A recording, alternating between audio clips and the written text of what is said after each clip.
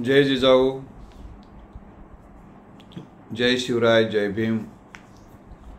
आज महामानव डॉक्टर बाबासाहेब आंबेडकरांच्या जयंतीच्या निमित्ताने विद्यार्थ्यांसाठी प्रेरणादायी बाबासाहेब या अनुषंगाने मी काही विचार आपल्या समोर ठेवणार आहेत आणि हे जे विचार आहेत ते सर्व समाजासाठी उपकारक आहेत। सर्व समाजातील विद्यार्थ्यांसाठी उपकारक आहेत। विद्यार्थी म्हणजे शाळेत जाणाराच, कॉलेजमध्ये जाणाराच नव्हे, तर ज्यांना कुठल्याही क्षेत्रामध्ये ज्ञान साधना करून, कौशल्य साधना करून ज्यांना मोठं व्हायचं आहे, ज्यांना जीवनामध्ये संघर्ष करून पुढे जायचं आहे, अनेक जीवनामध्ये ज्यांच्या अडथळे आहेत, अडचणी आहेत, प्रश्न आहेत, समस्या आहेत, त्यावर मात करून पुढे जाणाऱ्या सर्वांसाठीच हे आजचं व्याख्यान अतिशय उपकारक ठरणार आहे। बाबासाहेबांनी ज्या परिस्थितीमध्ये आपल्या जीवनाची वाटचाल सुरू केली ते जीवन आपण समजून घेणं अतिशय गरजेचं असते। काय असते माहिती आहे काय, आपण काय वाटचाल केली यापेक्षा ती कशी वाटचाल केली, यश मिळवलं पण कुठल्या परिस्थितीत यश मिळवलं हे समजून घेतल्याशिवाय त्या यशाचा दर्जा समजत नाही। तर बाबासाहेबांच्या समोर जीवनाच्या वाटचालीमध्ये अनेक आव्हानं होती। ती आव्हानं, तत्कालीन जी परिस्थिती होती ती परिस्थिती अतिशय प्रतिकूल अशी होती आणि समाजामध्ये सहकार्य करणाऱ्या माणसापेक्षा असहकार्य करणाऱ्या माणसांची संख्या होती त्यांच्या वाटचालीमध्ये। तत्कालीन सामाजिक परिस्थिती, तत्कालीन धार्मिक परिस्थिती प्रतिकूल होती। कुठल्याही समाजामध्ये एक दोन प्रवृत्तीचे माणसं असतात, एक विकृत असतात, विध्वंसक असतात, आणि हा एक गट आहे नकारात्मक व्यक्तीचा, असहकार्य करणारे असतात, आणि काही जण सहकार्य करणारे असतात, सपोर्ट करणारे असतात, प्रेरणा प्रोत्साहन देत असतात। तर बाबासाहेबांचं आपण जेव्हा जीवन समजून घेतो तेव्हा सरळ सरळ असं जे बोललं जातं की बाबासाहेबांना या जातीनं त्रास दिला। मित्रहो, अशा पद्धतीचं हे जे स्टेटमेंट आहे ते एकेरी स्टेटमेंट आहे आणि समाज व्यवस्थेचं सम्यक मूल्यांकन करणारं नाही, योग्य मूल्यांकन हे स्टेटमेंट नाही। कसं असते माहिती आहे काय, अशा मूल्यांकनामुळे, एकेरी मूल्यांकनाने, अर्धवट मूल्यांकनाने, द्वेषपूर्ण मूल्यांकनाने चांगल्या माणसावर एक अन्याय होत असतो। बाबासाहेबांना त्रास दिला, शिक्षण घेत असतानाचा विषय चालू आहे, तुम्हाला सांगतो की कशा पद्धतीने तिने वाटचाल दिला हे जितकं खरं आहे तितकंच काही लोकांनी सहकार्य केलं, तितकं खरं आहे ही गोष्ट आपण समजून घेतली पाहिजे। जे जे विकृत होते, जे जे असंस्कृत होते, जे जे अविचारी होते, अज्ञानी होते,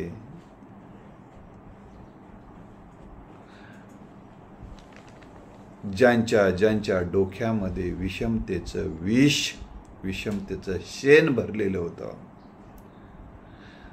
ती माणसं प्रत्येक समाजात असतात आणि सुसंस्कृत माणसं, ज्ञानी माणसं, विचारी माणसं, सहकार्य करणारी माणसं आणि ज्यांच्या मेंदूमध्ये मेंदूच असते, विधायक विचाराचा मेंदू, विधायक विचार, विधायक भावना, विधायक कल्पना असतात, असेही लोक असतात। हे एकदा आपण नीटपणे समजून घेतलं पाहिजे। नाहीतर काय होतं माहिती आहे काय, एकाला सगळ्या लाईनीमध्ये मोजल्यामुळे त्या समाजातल्या चांगल्या माणसांवर, सुसंस्कृत, ज्ञानी, विचारी, सुस्वभावी, सहकार्य करणारे, त्याग करणारे, परिवर्तनाचा विचार मांडणारी, जाती निरपेक्ष विचार करणारे, जाती द्वेष न करणारी माणसं तुम्हाला सापडतात. बाबासाहेबांना सहकार्य करणाऱ्यामध्ये मी तुम्हाला सांगतो, सर्वच जातीचे उल्लेख मी करत नाही, शक्य नाही. काही एक दोन उल्लेख मी करेल. विशेषतः आपण ज्यांचा ब्राह्मण आणि मराठा, बाकीचे काही उल्लेख दुसऱ्या भागामध्ये मी करेल. ब्राह्मणामधले जे कोणी विकृत होते, असंस्कृत होते, अविचारी होते, अज्ञानी होते, ज्याच्या डोक्यात सेन भरलेलं होतं विषमतेचं, त्यांनी बाबासाहेबांना असहकार्य केलं, अस्पृश्यता मानून त्यांना त्रास दिला. हे जितकं सत्य आहे तितकंच ब्राह्मण समाजातील सुसंस्कृत, ज्ञानी, विचारी, सहकार्य करणाऱ्या व्यक्तींनी बाबासाहेबांना सहकार्य केलं. असंच मराठा समाजाने सुद्धा, मराठा समाजाच्या संदर्भात सुद्धा ज्या मराठ्यांच्या डोक्यामध्ये विषमतेचं विष भरलेलं होतं, खरं तर मराठा समाजाने विषमतेचं विष भरण्याचं काही कारण नाही, कारण मराठा समाज या व्यवस्थेमध्ये शूद्रवर्णीय ठरलेला आहे, यांना कनिष्ठ लेखण्यात आलेला आहे. या व्यवस्थेमध्ये त्यांचा हीन दर्जा आहे. हीन म्हणजे 4थ्या क्रमांकावर फेकलेला आहे. जसे एखादी सीट, राजकीय सीट 4थ्या क्रमांकाला फेकली जाते, म्हणजे जवळपास डिपॉझिट जप्त होण्याची. असं डिपॉझिट जप्त झालेला समाज आहे या धार्मिक दृष्टिकोनातून. कारण शूद्रवर्ण ठरवलं ना. पहिला वर्ण काय? ब्राह्मण, दुसरा क्षत्रिय, तिसरा वैश्य आणि मग शूद्र. आणि याच कारणाने शिवाजी महाराजांचा राज्याभिषेक नाकारला, याच कारणाने राजेश्वर शाहू महाराजांना वेदोक्त प्रकरण नाकारलं, याच कारणाने तुकोबारायांचे इंद्रायणी नदीमध्ये तुकाराम महाराजांच्या ओया बुडून टाकल्या, तुला अधिकार नाही म्हणून. एवढंच नव्हे, आजही मराठ्यांनी आपल्या लेकरांची जर जन्मकुंडलिनी काढली असेल तर तिथं वर्णाच्या समोर शूद्र असं लिहिलेलं आहे. त्यामुळं आपण या व्यवस्थेमध्ये पोळलेले आहोत, विषमतेच्या गराट्यामध्ये अशा जात्याखाली भरडलेले आहोत. आणि किमान ज्यांना विषमतेनं भरडलेलं आहे त्यांनी तरी विषमतेचा पुरस्कार करू नये, असं माझं मत आहे. आता तुमचा गैरसमज होऊन जाईल मी हे सांगत असताना. तुम्ही हे मुद्दा अजून एक स्पष्ट करतो म्हणजे पुढचा विषय मला घेता येईल. म्हणजे आपण जातीवादी नसणं, आपण वर्णवर्चस्वादी नसणं, हे महत्वाचं आहे. आणि जातीसाठी काम करत असाल, जसं कुटुंबासाठी काम करत असाल, त्यात काही गैर नाही. हा, तुमचा तो कक्ष कमी आहे एवढाच. जातीसाठी काम करत असाल, त्याचा विस्तार कमी आहे हे नक्की, परंतु तुम्ही घातक नाहीत या समाज व्यवस्थेसाठी. आणि तुम्ही जातीवादी ठरत नाही. तुम्ही जातीसाठी काम करता म्हणून जातीवादी ठरत नाही. तुम्ही जेव्हा जातीवादी कधी ठरता, माझी जात श्रेष्ठ, तुमची जात जन्मानं कनिष्ठ, हे जे विष बाळगून माणूस जेव्हा जगतो ना, तेव्हा तो जातीवादी असतो. सगळं माझ्याच पदरात येऊ दे आणि दुसऱ्या जातीच्या पदरात काही जाता कामा नये. इकडे घेऊन जाळून टाकू, परंतु त्यांना देता कामा नये. हे विषमतेचं विष आहे मित्र. हे मुद्दा लक्षात ठेवला पाहिजे. आता बाबासाहेब जेव्हा शिक्षणाला सुरुवात केली, बाबासाहेब जेव्हा शिकायला सुरुवात केली, तेव्हा काय परिस्थिती होती? तत्कालीन परिस्थिती शिक्षणासाठी अनुकूल नव्हती. एक उदाहरण मी तुम्हाला देतो. करा ना. तुम्ही शिक्षण घ्यायचं कशासाठी? तुम्हाला शिकून काय उपयोग नाही. अस्पृश्यांनी शिक्षण घेऊ नये अशीच एक प्रकारची धारणा होती. अस्पृश्य म्हणजे काय? ज्यांचा स्पर्श झाला तर आपण सगळे विटाळून जातो. म्हणजे गू खाणाऱ्या गायीचा स्पर्श पवित्र आणि ईश्वराचं लेकरू असणाऱ्या माणसाचा स्पर्श अपवित्र. ही जी घाणेरडी विचारधारा होती, या घाणेरड्या विचारधारेचा बळी तत्कालीन समाजातला बाबासाहेब अस्पृश्य होते. म्हणजे मराठा पण अस्पृश्यच होता, हे लक्षात ठेवा. मराठा बरोबर इतर अनेक जाती अस्पृश्य होत्या. मराठ्यांना सुद्धा वरून पाणी वाढायचे. मराठ्यांना सुद्धा ब्राह्मण आपल्या पंक्तीत बसवायचे नाही. म्हणजे मराठा सुद्धा अस्पृश्य, शूद्रवर्णीय. त्यामुळं बाबासाहेबाच्या समाजाचं दुःख आणि मराठ्याच्या समाजाचं दुःखामध्ये फारसा फरक नाही. फक्त हे गावात राहून दुःख भोगले, हे गावाच्या बाहेर जाऊन दुःख भोगले, इतकाच काय ते फरक होता. आणि गावात विकृत ब्राह्मण पण होते, त्यांनी पण त्रास दिला. आणि त्या त्रासाचा त्रास त्यांना आपल्याला तुच्छ लेखलं की यांनी आपल्याला एखादी समाज तुच्छ लेखत असताना आपण दुसऱ्याला तुच्छ लेखायचं नसते, हा या विचाराचा उदय व्हायचा राहिला होता. त्यामुळे त्यांनी मग इकडलेला त्रास दिला.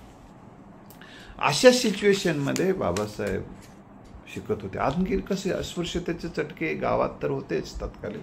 शिक्षण असताना कसे होते तर बाबासाहेब समजा एक प्रसंग असा आहे की म्हणजे हे विद्यार्थ्यांनी समजून घ्या, तुम्हाला याचे आता चटके नाही आहेत, या महामानवांचे उपकार आहेत.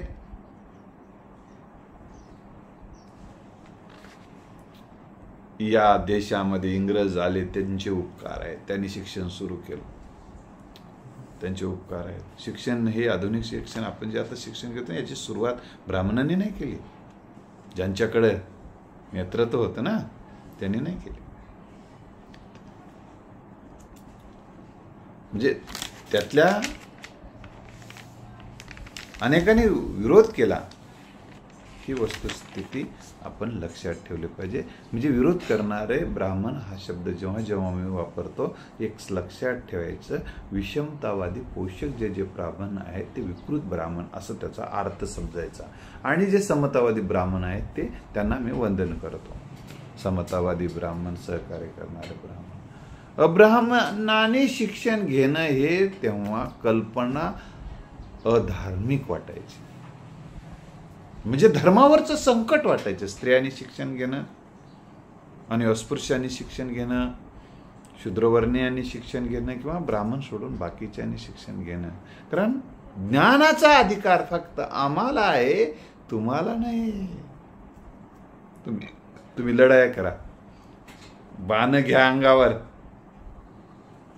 परकीय शक्तीचे बाण अंगावर घ्या, मरून जा, तुमच्या संसाराची राखरांगोळी होऊ द्या, तुमच्या बायकांच्या बांगड्या फुटवू द्या, तिनं विधवा होऊ द्या, दुसऱ्यांनी सेवा करा, सगळं करा, व्यापार करा, दुसरी सेवा करा. आम्ही काही नाही करत, फक्त आम्ही सांगतो असं बसून. तर अशी एक मानसिकता तत्कालीन परिस्थिती होती. विद्या संपादन करणे हे तुमचे काम नाही, अशाच पद्धतीचा विचार इथल्या विकृत असणाऱ्या ब्राह्मणाने इतर समाजावर लादण्याचा प्रयत्न केला आणि याला बळी हा समाज पडला.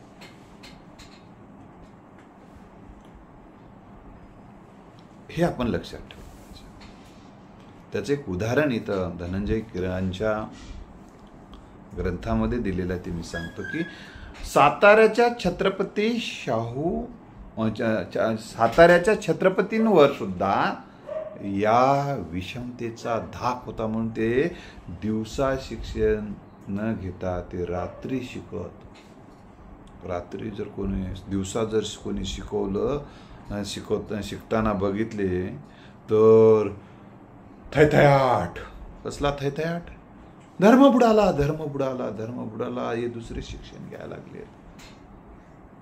जे थैथयाट विकृतांचा चाललेला होता, ह्या परिस्थितीत बाबासाहेब पुढे शिकणार आहेत. आता आणखीन एक उदाहरण मी तुम्हाला मुलांना देणार आहे.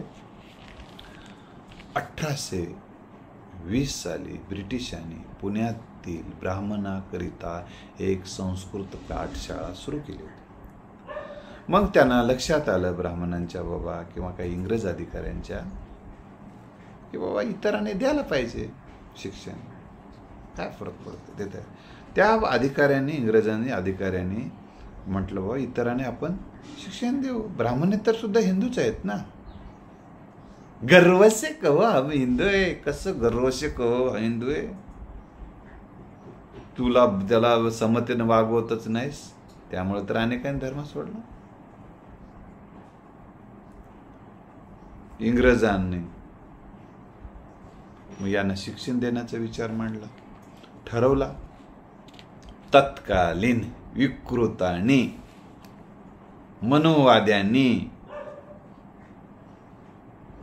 या ब्रिटिशांच्या ह्या धोरणाचा, नवीन धोरणाचा, म्हणजे इतरांना शिक्षण द्यायचा सुरुवात विचार करणाऱ्या धोरणांचा कडाडून विरोध केला. म्हणजे अशा कामाला ते लई पटायत असतं. कडाडून विरोध म्हणजे मला सांगा, आपण भारतीय आहोत की नाही? आपण सगळे ब्राह्मण असो, ब्राह्मणाचा द्वेष करणं हे सुद्धा गद्दारीच आहे. चांगले ब्राह्मण आहेत त्यांचा द्वेष सुद्धा करू नये, ते सुद्धा गद्दारी आहे देशाशी. तसं ब्राह्मणेतर सुद्धा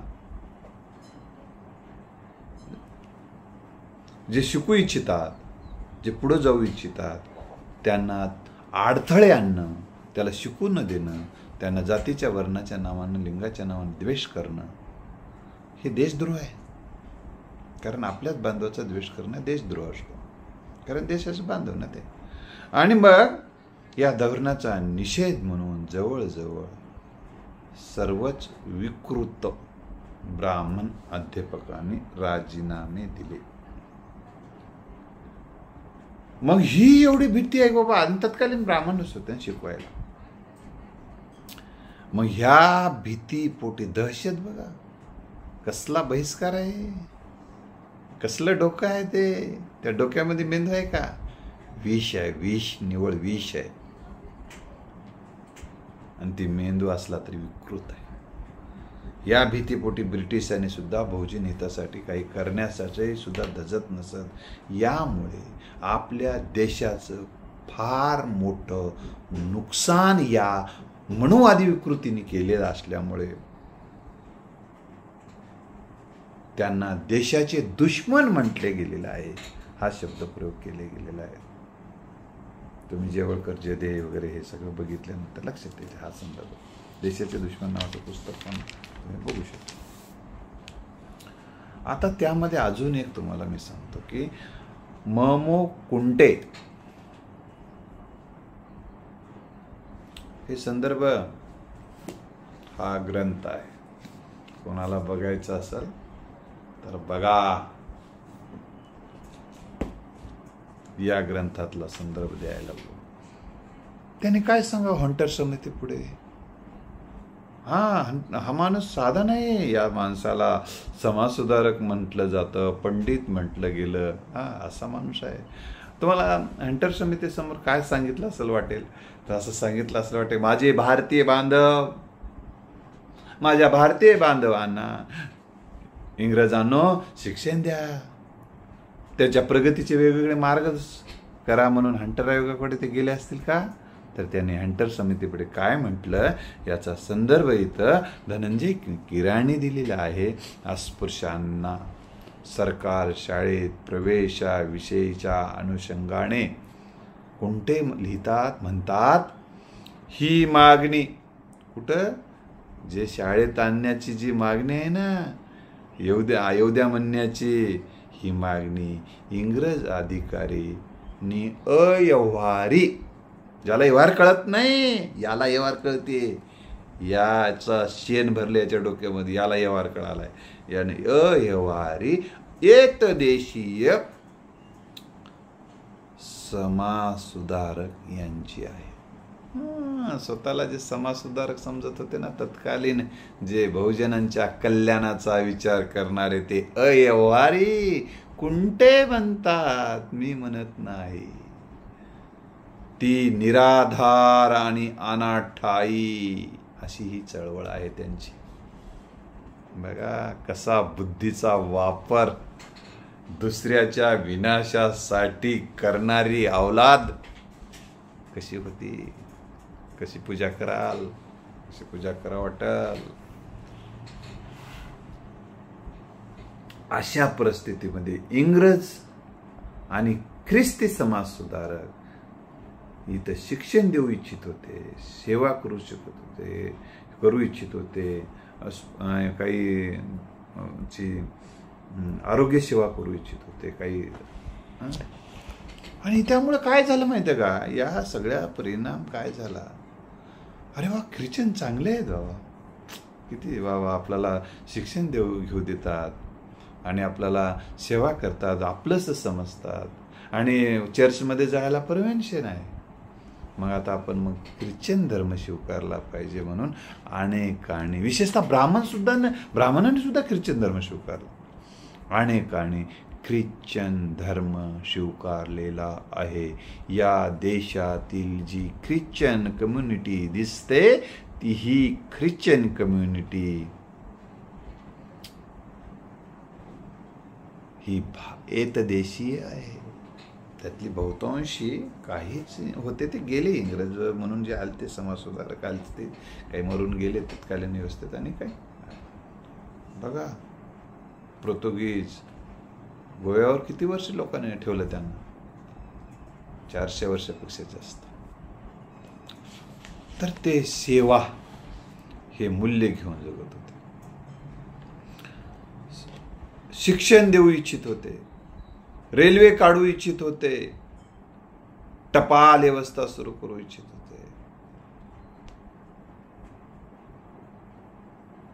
आधुनिक शिक्षण देऊ इच्छित होते, आधुनिक समता पोषक कायदे करत होते. समता पोषक कायदे विकृतनी केले असते का, विकृत मनवाद्याने मनुस्मृतीत घेऊन नाचले असते आतापर्यंत. त्याने आधुनिक शिक्षण दिलं. संस्कृतच्या शिक्षणाला आणि इतर शिक्षणाला विरोध होता, तेव्हा लोक म्हणले आमचे शिका, इंग्रजी शिका. इंग्रजांनी भारतीयांना आमची भाषा इंग्रजी शिकण्याचा मुभाज देऊन टाकून दिले, स्वातंत्र्य देऊन टाकले. आणि आम्ही मात्र आमची भाषा शिकू दिली नाही. मग आता इंग्रजीचं प्रस्त वाढलंय म्हणून थै नाच करणारे पण काही आहेत ना. का प्रस्त वाढवलं, याचं विष कोणी पेरलं आणि याला कोण जबाबदार आहे, याचाही शोध आपण घेतला सर पाहिजे. बाबासाहेबांना संस्कृत शिकायचं होतं तर बाबासाहेबांना इथल्या ह्या मनुवादी विकृतांनी तसा अधिकार दिला नाही.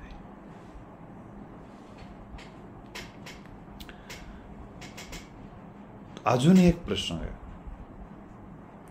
1858 साली सरकारी शाळात सर्व जातीच्या विद्यार्थ्यांना प्रवेश देण्याचा निर्णय इंग्रजांनी घेतलेला होता.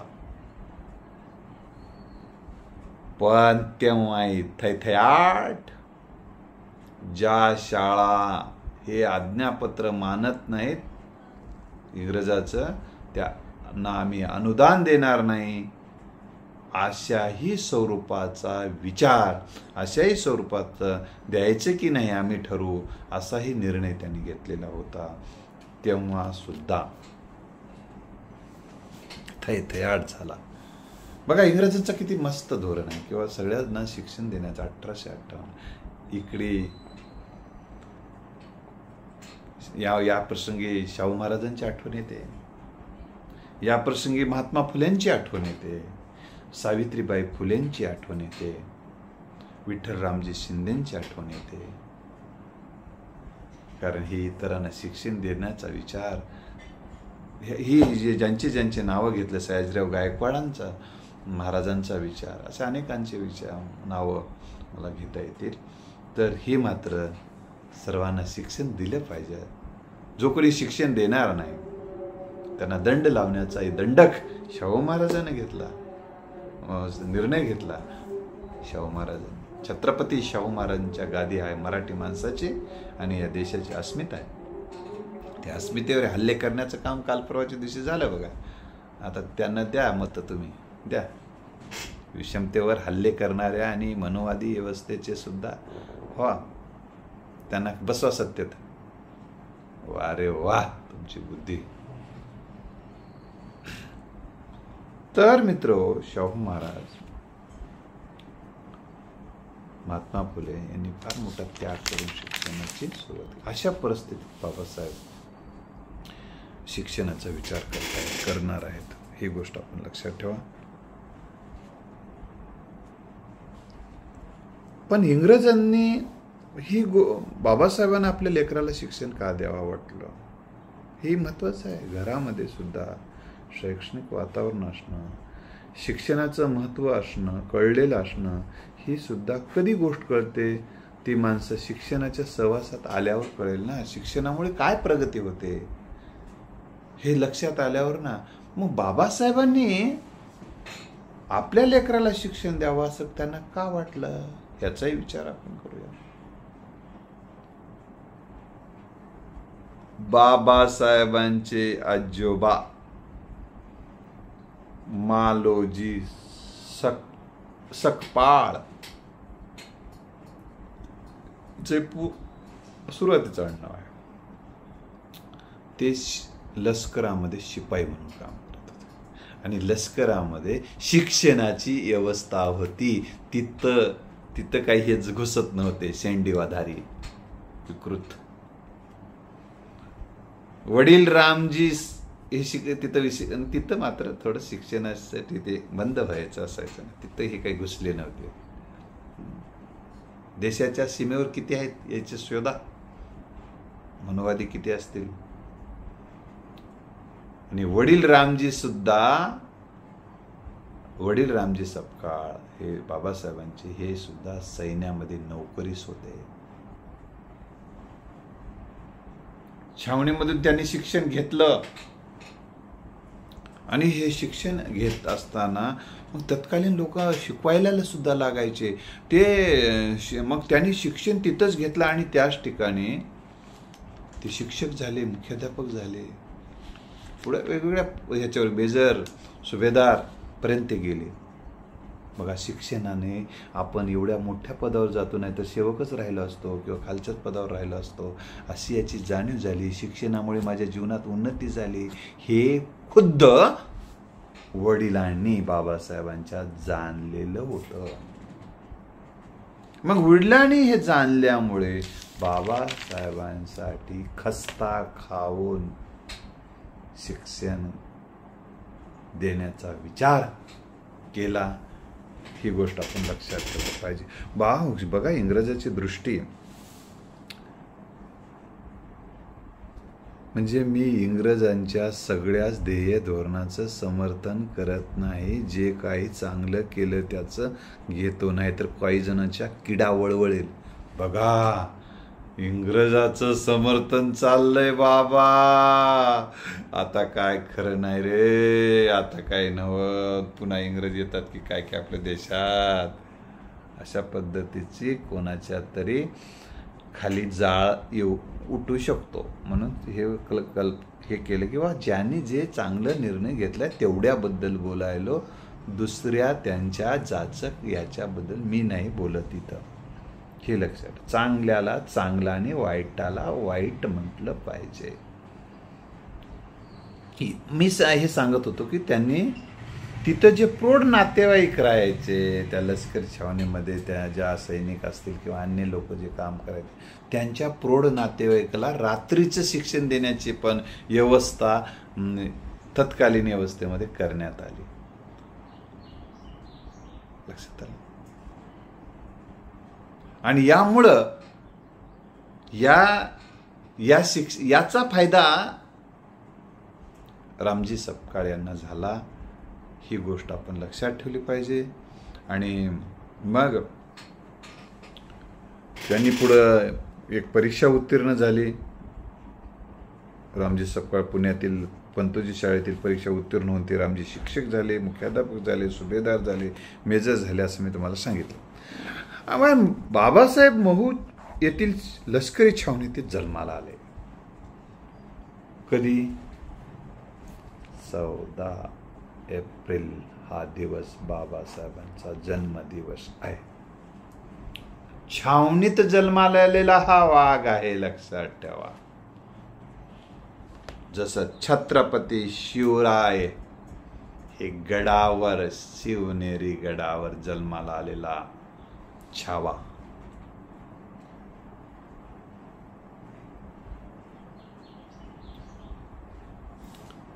मग बाबासाहेबांचा दापोली येथील शिक्षणाला प्रारंभ झाला.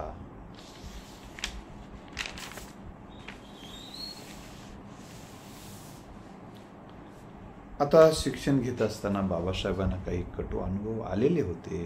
तरी बाबासाहेबांनी कटू अनुभव आले म्हणून आपलं विधायक ध्येय सोडायचं नसतेच. हे बाबासाहेबांकडून शिकण्यासारखं आहे. त्यांना वेगळं बसवायचं शाळेमध्ये. तुम्हाला मी तो विद्यार्थ्यांना बघा, तुम्हाला अशी वागणूक आता नाही. मग ब्राह्मण असेल, कोणी असेल, तर असं वागणूक आता देत नाहीत. एखादा असेल कुठेतरी विकृत, ते सोडून द्या. पण आता संपलेलं आहे बऱ्याच प्रमाणामध्ये हे विषमतेचं विष. काही विषमतेचं विष आहे, परंतु हे तुम्हाला अनुभवाला फारसं येत नसेल. कुठं ते आता जाते, कुठं त्याचं असर कुठं. पण ते काही एकाच जाती थोडं आहे, सगळ्यातच आहे थोडं. प्रसाद आहे ना, सगळ्याकडे आलाय.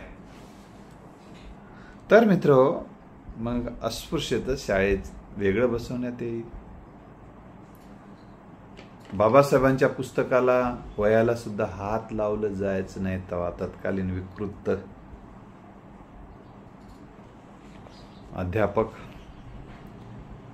कारण विटाळ होईल ना, माणसाचा विटाळ. अरे पशु सुद्धा माणसाचा विटाळ मानत नाहीत, आणि ते पशु आपल्या पशुचाही विटाळ मानत नाही. ते वाजवत नाही टाळ, त्यांना ते वाजवत नाही टाळ, पण आपल्याच बांधवांचा ते मानत नाहीत विटाळ. ते गात नाहीत समतेची गाणी पशु, त्यांना चालते एका ठिकाणचं पाणी.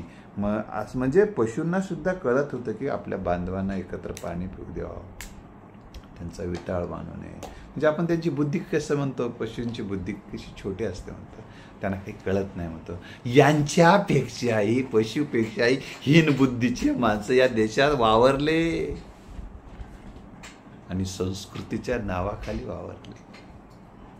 ही पशुपेक्षाही हीन बुद्धी असताना सुद्धा वावरलेली या देशात. त्यांचा तैतयाट झाला, देशाला रसातळाला नेलं त्यांनी, व्यवस्थित नेलं, बरोबर करेक्ट कार्यक्रम केला या देशवासियांचा. करेक्ट कार्यक्रम. करेक्ट कार्यक्रम काय, हे विष आताच आहे का? लय त्याचं करेक्ट कार्यक्रम करायला लावला, तेव्हाही लावला, आणि आताही करेक्ट कार्यक्रम सुरू आहे. आई बाजारात गेले ना, बाबासाहेबांची आई भीमाई बाजारात गेल्यानंतर त्यांना बाहेर तिथला दुकानदाराला दुरूनच ही कपडा पाहावा लागायचा, आणि त्यानं मग ते पसंत केलं की दुरून टाकायचं. हे सगळं बाबासाहेबांनी पाहिलं होतं. न्हावी सुद्धा वारिक याला या व्यवस्थेमध्ये तुच्छ लेखलं जाते, तरी हा तुच्छ लेखत होता. हे तुच्छतेचे ही परंपरा आहे.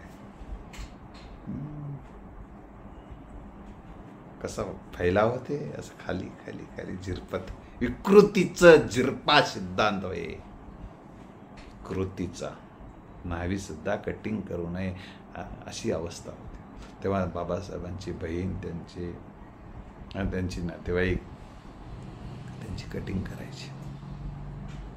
पण अशाही या वाळवंटामध्ये हिरवळ होती. म्हणजे पेंडसे नावाचे गुरुजी, आंबेडकर नावाचे गुरुजी हे बाबासाहेबांना सहकार्य करत. अतिशय अशा गुरूंना ब्राह्मण आहेत, पण वंदन केलं पाहिजे मित्र. साने गुरुजी ना वंदन केलं पाहिजे. ब्राह्मण असलं म्हणून काय झालं? ब्राह्मण हे काही कोण्या जातीत जन्माला आपला त्याच्यामध्ये थोडंच आपल्या हातात असते मित्र. ब्राह्मणाने फार मोठं समतेच्या चळवळीत योगदान दिलेलं आहे. असं सामाजिक कार्यात योगदान आहे, राष्ट्रघटनेमध्ये योगदान दिलं आहे, विकृताबद्दल आपण बोललेलं आहे. असा ज्यांनीच या देशाच्या जडणघडणीमध्ये योगदान दिलं आहे ते ब्राह्मण मला परम पवित्र आहेत. तर बाबासाहेबांना आंबेडकर गुरुजींनी सुद्धा मदत केली. आपलं आडनाव दिलं. सपकाळ जे आडनाव होतं बाबासाहेबांचं अगोदरचं, पण त्यानंतर आंबेवाडेकर ठेवलेलं होतं त्या घराण्याचं आडनाव. गावावरून आंबेवाडेकर. बाबासाहेबांचं ते आडनाव आंबेडकर गुरुजींनी बदलून आंबेडकर हे नाव सुद्धा दिलं. त्यांच्या परीने काही प्रयत्न केले, त्यांनाही अडथळे आले असं नाही. कारण अडथळे आणतातच की, चांगलं वागणाऱ्याला अडथळे जास्त आहेत. पण बाबासाहेबांना शिवसंस्कृत शिकू दिलं गेलं नाही, तरी बाबासाहेबांनी स्वतःच्या प्रयत्नाने संस्कृत शिकली. पण तेवढं मग इंग्रजीकडे वळले, दुसरी हिंदी इकडे भाषेकडे वळले, पण शिकले त्यांनी. इथं बाबासाहेबांची हे आठवण, हे विचार बाबासाहेबांचं हे बघितल्यानंतर संस्कृत स्वप्रयत्नानं शिकितलं की मला एकलव्यांची आठवण येते. ज्यांना धनुर्विद्येचं शिक्षण नाकारलेलं असताना देखील या पट्ट्यानं स्वबळावर, स्वतःच्या बुद्धिमत्तेच्या बळावर धनुर्विद्येमध्ये प्रावीण्य मिळवलं. परंतु त्या धनुर्विद्येमध्ये तू प्रावीण्य मिळवतोस का म्हणून त्याचा अंगठा छाटण्यात आला. अंगठा छाटणं म्हणजेच एक प्रकारचा करेक्ट कार्यक्रम. एक प्रकारचा हा सुद्धा एक करेक्टच कार्यक्रम आहे. तर बाबासाहेबांनी चे अंगठे नव्हे, बाबासाहेबाला संपवण्याचे प्रयत्न होत होते. लाठीकाठी घालण्याचे प्रयत्न होत असताना बाबासाहेबांनी ते अंगठे कापू दिले नाहीत आणि समाजाला जागृत केलं. तुमचे अंगठे कापणाऱ्यांपासून सावध राहा. आता जसं मनोज जरांगे पाटील सावध करत आहेत ना, तुमच्या आया बहिणीचे डोके फोडणाऱ्याला, पाठीवर वळकळणाऱ्याला, घरात घुसून मारणाऱ्यांना विसरू नका आणि त्यांना सत्तेतून खाली खेचा. अशा पद्धतीचा मनोज जरांगे पाटलाचा जसा आदेश आहे ना, म्हणजे बाबासाहेब शत्रू ओळखून होते, म्हणून शत्रूच्या आमिषाला ते कधीच बळी पडले नाहीत. म्हणून बाबासाहेब शेवटपर्यंत आपलं जे ध्येय होतं त्या ध्येयापर्यंत गेले. म्हणून मनोज जरांगे पाटील म्हणतात, मी माझं ध्येय सोडणार नाही.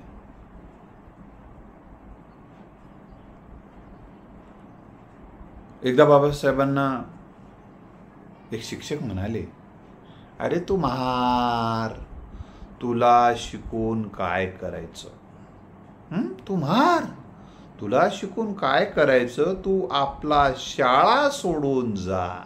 शाळा सोड, शाळा सोड बाबा, हे देशी हिताचं आहे ना. बघा, शाळा सोड म्हणणारा माणूस आपल्या भारतीय बांधवाला शिकू नको सांगणारा माणूस हे देशाचा दुश्मन असू शकत नाही का? देशाला याला गद्दार म्हटलं तर काही जणांच्या बुडाखाली जाळ आला तर येऊ दे, असे गद्दार होते. शाळा सोडून दे म्हणजे एखाद्याला सातत्यानं तुच्छ लेखणं. काय झालं महाभारतामध्ये? कर्ण, सूर्यपुत्र कर्ण, त्या कर्णाला तुच्छ लेखणारा त्यांचा सारथी शल्य नावाचा होता, त्यांना नेहमी तुच्छ लेखू लागला. आत्मतेज भंग करून टाकलं. आणि कर्ण इतका पराक्रमी असूनही त्याच्या आत्मतेज भंग करण्यामुळे, आणि परवाची कारण आहेत, त्या आत्मतेज भंग करण्यामुळे कर्णापेक्षा कितीतरी कमी गुणवत्तेच्या अर्जुनासोबत त्यांची लढाई होती. त्या लढाईमध्ये कर्ण पराभूत झाला. कपटाने कर्ण संपला. लक्षात ठेवा ही गोष्ट तुम्ही. तुमचा या देशातील कुठलाही माणूस लिंगाच्या नावानं, जातीच्या नावानं तुम्हाला जर तुच्छ लेखत असेल तर या औलादीला सत्तेतून बाहेर फेका. या औलादींना धडा शिकवण्यासाठी तुम्हाला सक्षम व्हावं लागेल, शारीरिक दृष्ट्या, मानसिक दृष्ट्या, बौद्धिक दृष्ट्या, आणि तुमच्यासोबत सामर्थ्य आधी निर्माण करावं लागेल. लढण्या अगोदर सगळी शस्त्रसामुग्री तयार करावं लागेल. उगा येड्यासारखं कुठेही लढायला जायचं नाही. म्हणून बाबासाहेबांनी समता सैनिक दल पुढे तयार केलेलं होतं. राहावं लागते सोबत. म्हणून मित्र, बाबासाहेब संतापले. म्हणून विद्यार्थ्यांना मी तुम्हाला हे सांगत होतो, तुम्हाला जर अशा पद्धतीनं कोणी तुच्छ लेखत असेल आणि सांगत असेल की शिकून काहीच उपयोग नाही, शिक्षण सोडून द्या, असं म्हणणं हे ही औलाद आहे, या औलादीचा संस्कार असेल त्यांना विकृत. संतापले बाबासाहेब म्हणाले, महाशय तुम्ही आपलं काम करा, नसती उठाठेव करायला तुम्हाला सांगितलं कोणी? मला कशाला तुम्ही असं तुच्छ लेखता आणि मला कशाला आत्मतेज भंग करता? अशा पद्धतीनं त्यांनी, म्हणजे आपल्या संदर्भामध्ये निगेटिव्ह वातावरण कोणी तयार करत असेल आणि आपला आत्मतेज भंग करणारी यंत्रणा कोणी कटकारस्थान करत असेल तर ती कटकारस्थानं तुम्हाला उधळून लावता आली पाहिजे. बाबासाहेबांना ती उधळली, अनेकदा उधळली. बाबासाहेबांना मित्र, बऱ्याच विद्यार्थ्यांना वेगवेगळ्या अडचणीला सामोरं जावं लागतं. त्यांना अभ्यासाला स्वतंत्र रूम नसते, लाईटची व्यवस्था नसते, घरामध्ये एकच किंवा दोनच खोल्या असतात, तिथं सगळे असतात. अशा परिस्थितीत अभ्यास करावा लागतो. ही वस्तुस्थिती आहे. असं असतानाही बाबासाहेबांनी आपलं शिक्षण थांबवलं नाही. तेव्हा बाबासाहेब म्हणत नव्हते, त्यांना भीमा म्हणत होते. भीमासाठी अभ्यासाला स्वतंत्र खोली नव्हती, ट्युशन नव्हतं. काही जण ट्युशन नाही की आत्महत्या करतो म्हणाले. फीस जरी वेळेवर जायना गेली तर किंवा 2 दिवस घरी राहावं लागत असलं तरी आत्महत्या. म्हणून बाबासाहेबांचं चरित्र वाचावं लागते बापू. वैभवी लक्ष्मी व्रतान कुठलं की व्रत वाचत बसल्यानंतर असे प्रेरणादायी मेंदू सक्षम होत नाही. मेंदू खाण पडते तुमचं. हे चरित्र वाचा, म्हणजे तुम्हाला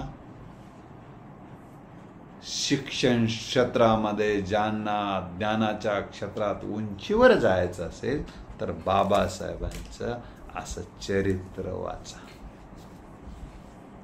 वाचा चरित्र, वेळ काढा थोडा, मग तुम्हाला सांगा एकदा हे बाबासाहेबांचं चरित्र, किमान बाबासाहेबाची शिक्षण अवस्था, मग त्यांचे ते बाहेर देशात जाऊन शिक्षण घेणं तिथपर्यंत तरी किमान बाबासाहेबांचं जीवन वाचा. काय नाही, एका दिवसामध्ये वाचणं होते.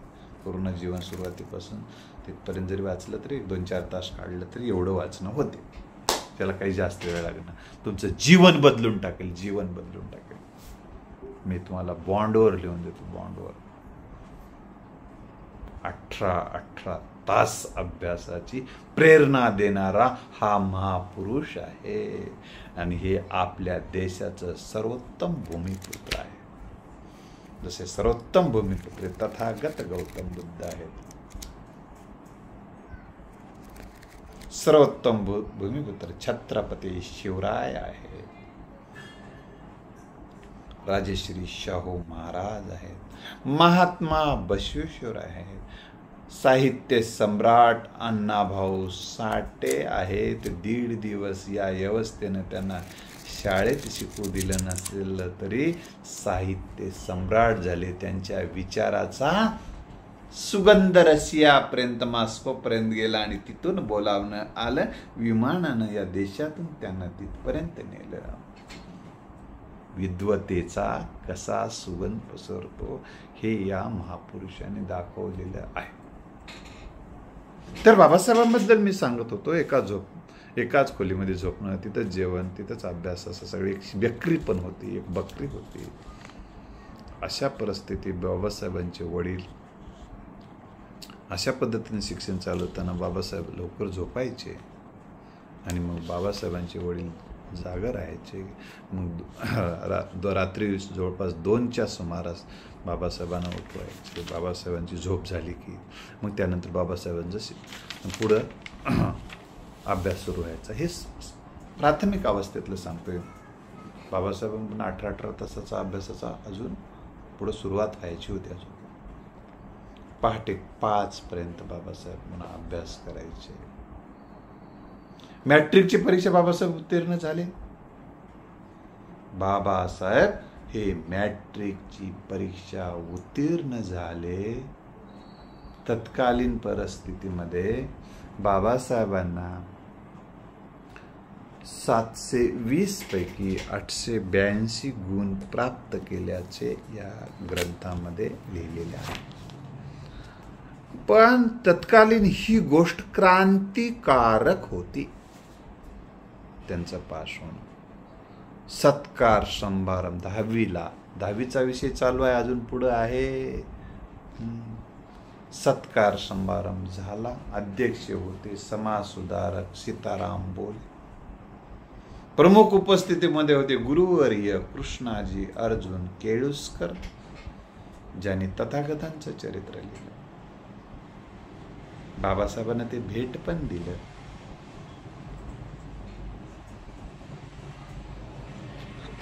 कौतुकाचे 2 शब्द बोलले म्हणजे लेकरांना पास झाल्यानंतर सत्कार समारंभ ठेवले पाहिजे ही दृष्टी ठेवून अनेक जण सत्कार समारंभ ठेवतात गुणवंतांचे. त्यांचं ते कौतुक केलं पाहिजे,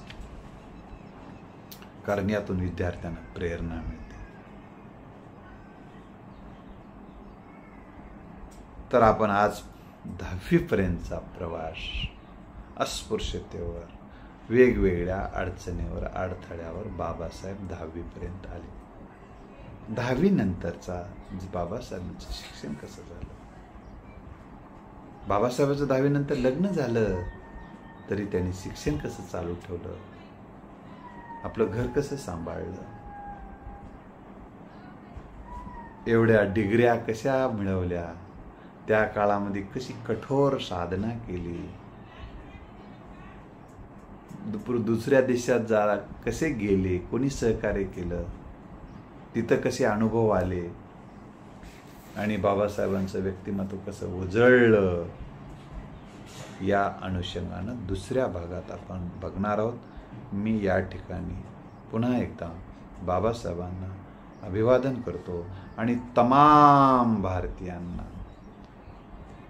बाबासाहेबांच्या जयंतीच्या हार्दिक शुभेच्छा देऊन येथे थांबतो. जय जिजाऊ, जय शिवराय, जय भीम.